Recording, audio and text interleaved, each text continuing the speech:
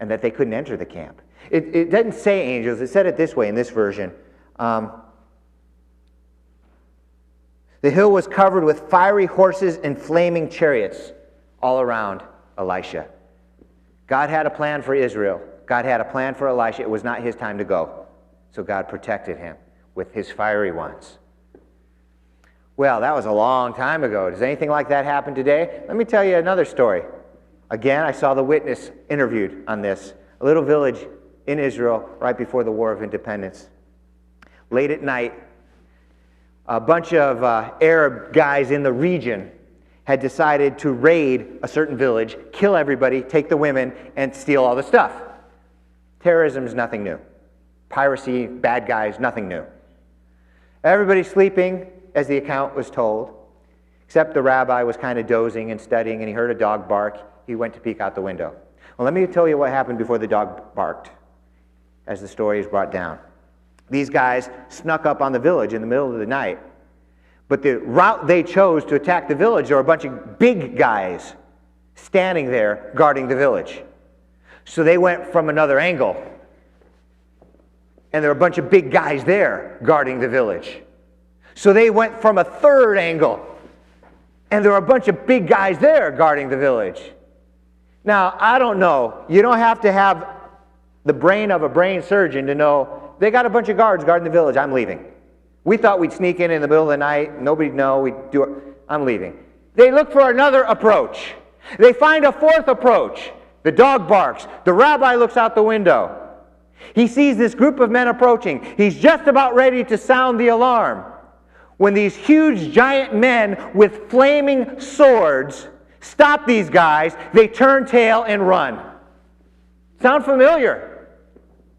What is God doing? I don't know, but he's mighty to save. Zephaniah, the Lord your God is with you. He is mighty to save. Now, do you remember Shadrach, Meshach, and Abednego, those three boys that were thrown into the furnace, those three men? They said, our God can deliver us from this furnace. But even if he doesn't, we will not worship your idol. See, God doesn't always deliver people. It's not that he can't, but there's a big picture and a big plan. So our God can deliver us. I'm not going to sweat it. But if he doesn't, fine. I'm still not going to do evil.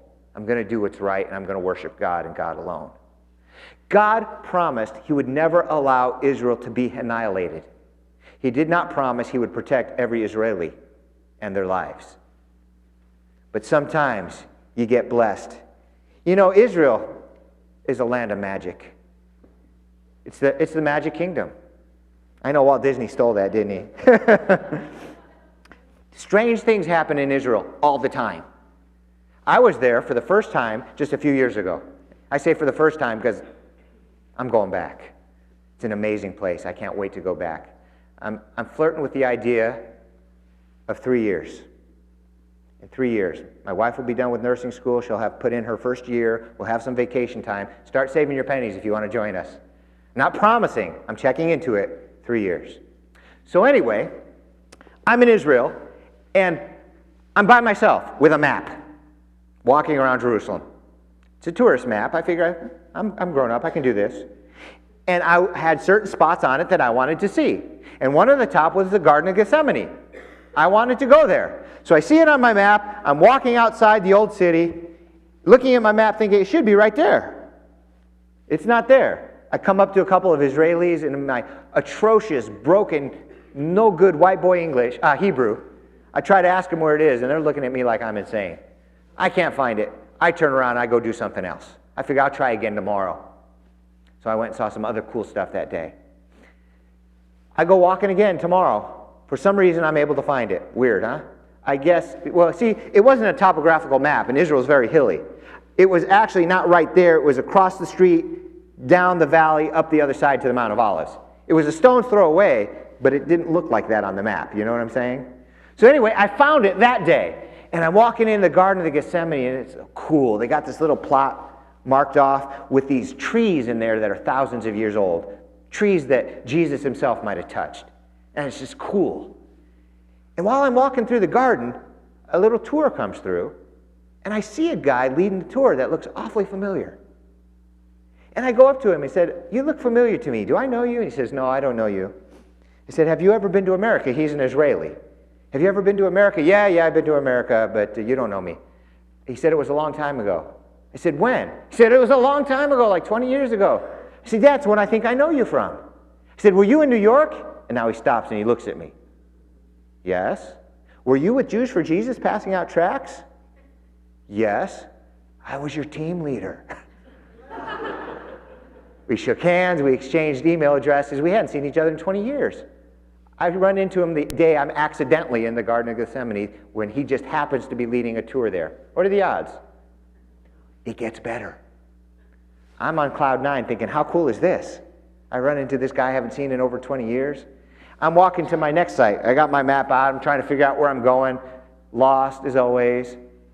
And I think I need to go down those stairs, through that little valley, look at those cool graves, then up there to the city of David. That's where I think I'm heading. This looks about right. So I'm about ready to go down the stairs, and this really inconsiderate man is leading a tour backwards coming up the stairs. He almost runs into me. And he turns around, we're face to face, and I said, "Arnold!" And he said, "Steve!" An old friend of mine, leading a tour.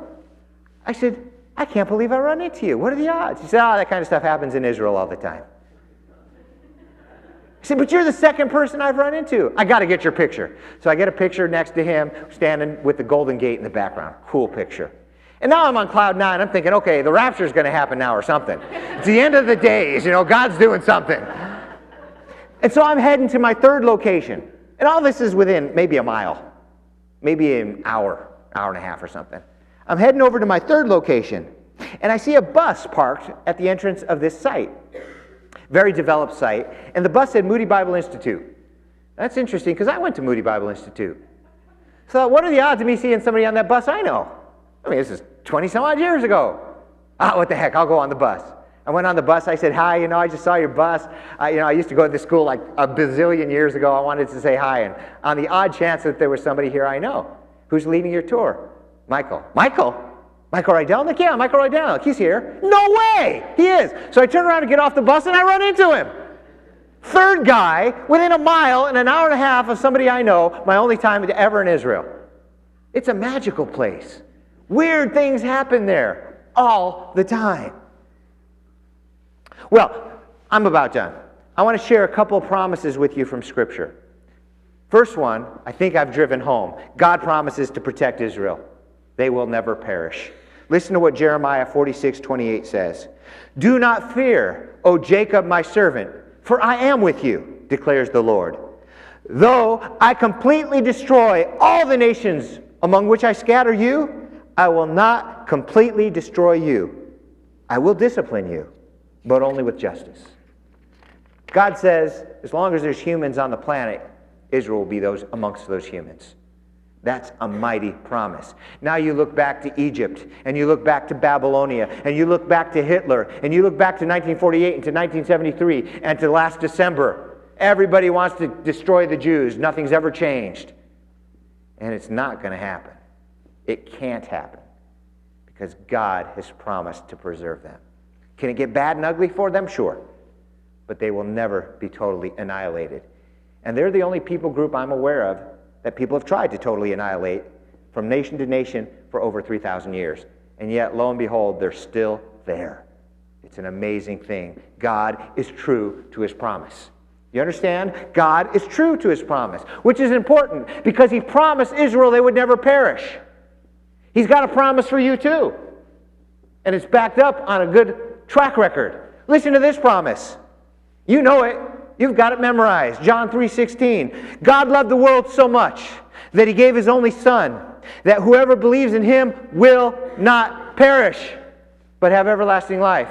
Now, Israel, he promised to protect physically. You, he promises to preserve spiritually. You cannot go against the power and promise of God.